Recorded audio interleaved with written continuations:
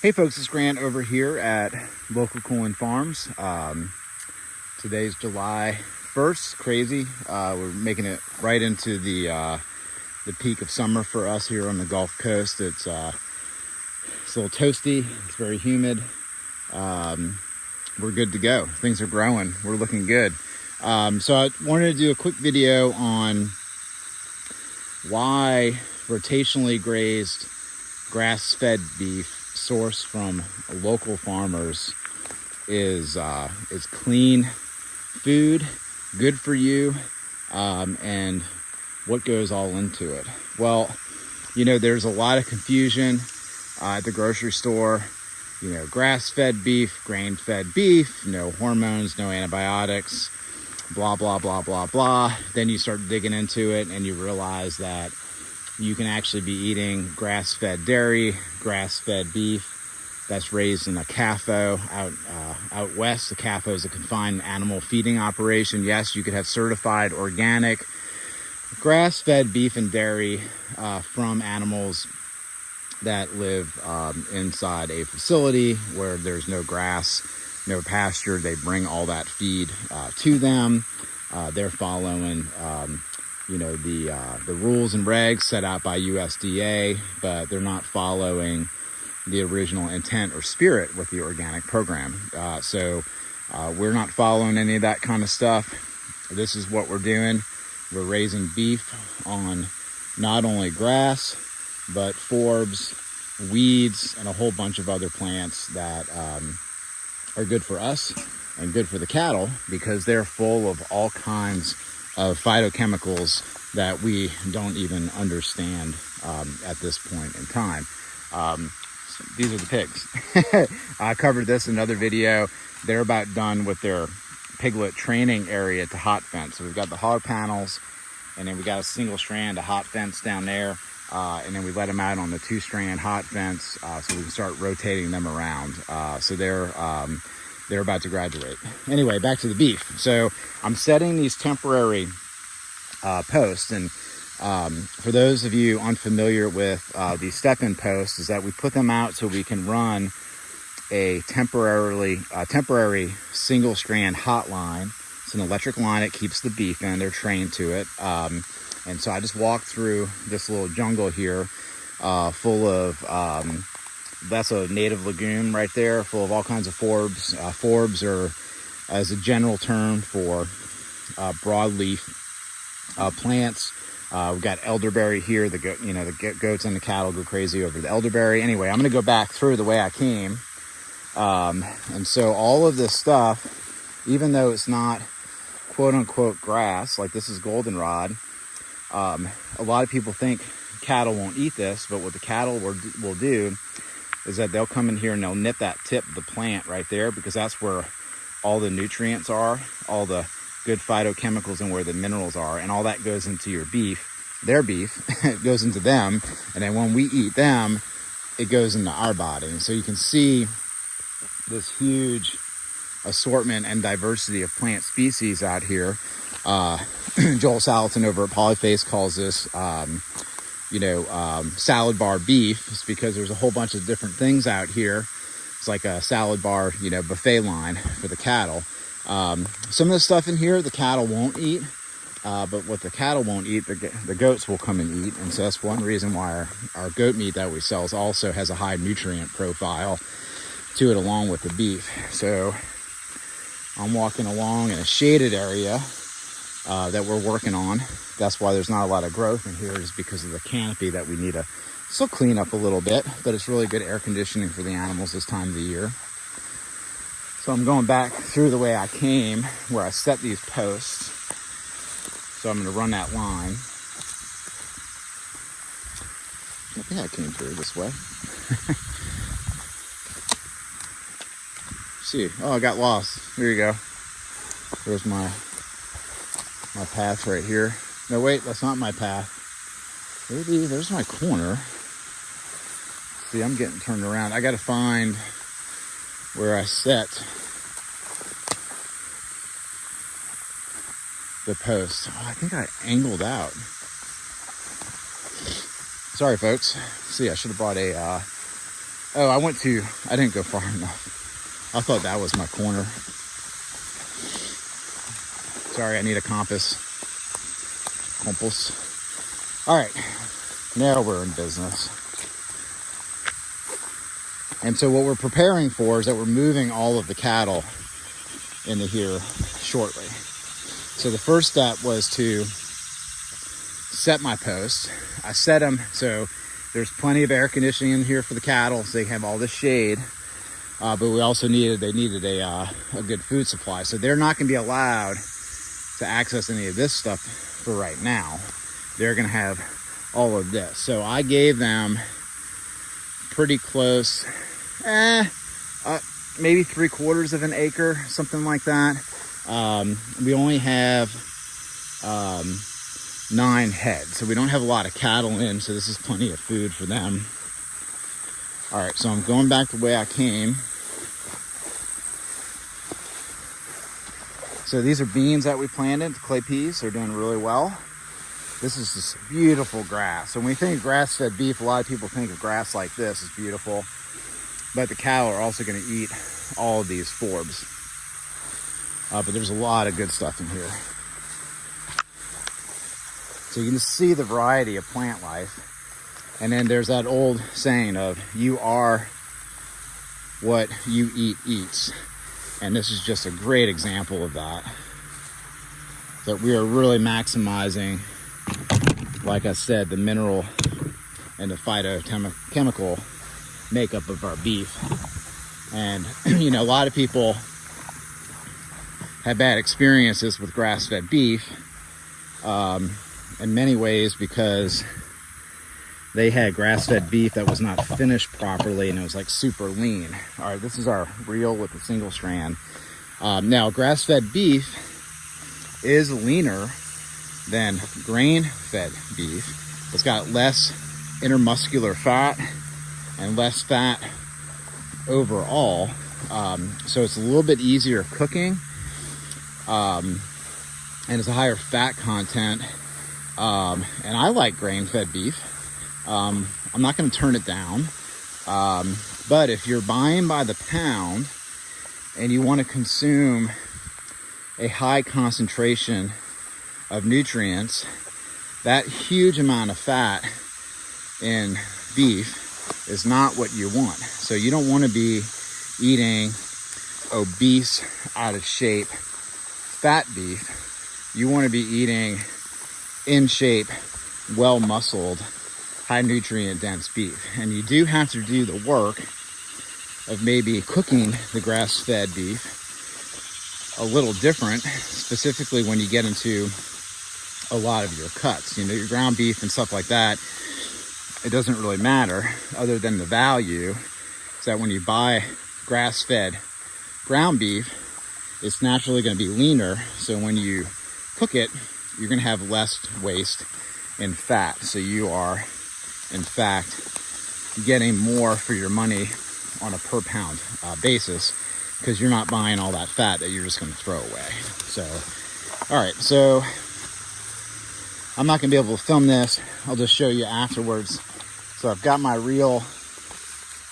I've got the end of the fence where I'm going to put it. I'm going to run it through the way that I just came. And then I'll show you what I did. And then we're going to go move the cattle and we'll get that on video. So stand by. Whew, we got our sweat on now. So I got that single strand line ran so you can see it here. So that's the single strand. Now we're going to walk over to where the cattle are and we're going to walk them back over here. And so this is the area. So I started that line right there and it ran across the field into the tree line over there. And it went up along the swale that we have over there to where the pigs are. So we gave them this whole area. So yeah, so I'm just gonna walk over and I'm gonna go grab those cattle so they can come over here and get to their forb, weed, and grass buffet. So you can see the diversity out here. So doing this kind of grazing, those plants out there that look like corn, that's actually sorghum that we seeded out there. The cattle are gonna go crazy over that stuff. So This type of grazing checks all the boxes that we're concerned about. Number one, we're producing beef that's healthy for you, that's clean beef for you, the consumer. So we're making a good beef product that's nutrient dense. Two, we're humanely treating the animal. So if I was a cow, this is where I'd want to be. More grass and more plants that I could ever eat in a given day. Plenty of shade, natural air conditioning. This is just perfect for cattle. And so now it doesn't look pretty, so it may not be this beautiful English lawn, cattle on lawn look. But that kind of thinking is from the human perspective. It's not from the cow perspective. This is what the cows want. So we're humanely raising beef. So one, we're producing a great beef product for you. Two, we're humanely treating the animals to where we're trying to put them in their ideal scenario. Three, we're environmentally conscious, right? We're not using nasty herbicides, pesticides in here. Those chemicals aren't getting into the beef. And we're also creating pollinator habitat. We're building soil. We're building ecologically diverse platform here at our farm. So humane treatment of animals, high quality beef. We're improving biodiversity. We're being good environmental stewards of the planet. And so we're hitting those three things by doing this type of grazing. All right, so I got a little bit of a walk over here, and then we'll come back after. All right, I'm over here by the cattle. Good sign, they're still lounging. That dude hasn't even got out of bed yet. So I'm gonna call them. We're gonna go through this gate over here, and then we're gonna walk back right through here where we need to go. Woo-wee! Woo-wee! So we call the cattle to a woo-wee. We train the pigs to a whistle, and we call the goats with a come on. So the cattle is a woo-wee! Woo-wee! And the pigs is a and then the goats are come on, come on, come on. I don't want to say it too loud. I don't want the goats over here. All right. The goats are in the field over there. They're actually going to be moved into this field later today. Woo-wee! So all this stuff that the cattle didn't eat, the goats are going to eat it. Look at all the grass still out here. We could have kept the cattle in here for weeks, but we don't want to do set grazing because that increases parasite chances, flies, all the stuff that people use pesticides for. If we just would leave them in here, then we have to treat the cattle with pesticides and stuff to keep the worm load, the internal worm load down, and the flies, because there's biting flies that come suck, bite them and suck their blood. You see they're grazing on that. They love that stuff, but I don't want them in there, even though we got plenty of grass in here for them. Woo-wee! So there's so much grass in here, it actually may be hard to move them to the better grass area. Woo-wee! Woo-wee! Come on, creeper. Woo-wee! This line is still up. I thought I gave them enough space. I'm gonna go ahead and take up this line, this section too.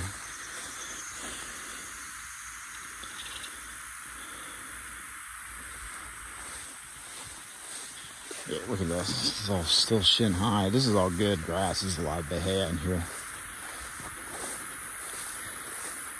Some smut grass. Stuff that actually the cattle don't even eat. They might nip it a little bit. See, this is how well they're trained to this line. I can't even leave it on the ground, because they won't pass it. All right, let's see. All right, creeper's moving. This is why we keep Creeper around. Creeper the donkey.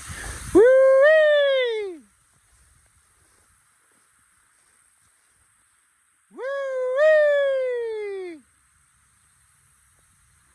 right, folks, I'm gonna sign off until we get the, oh wait, they're starting to move. Woo-wee! They're moving slow because they want some breakfast. It's like they're eating breakfast on the drive to school kind of a thing. All right. Woo-wee! All right, I'll spare you out here calling them like this.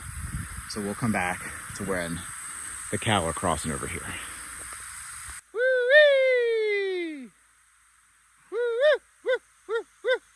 Woo-wee! Woo-wee! Woo-wee! Woo-wee!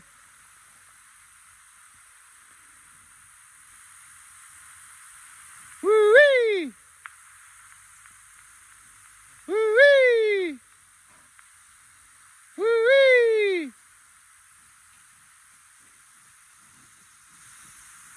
See how slick and shiny they are?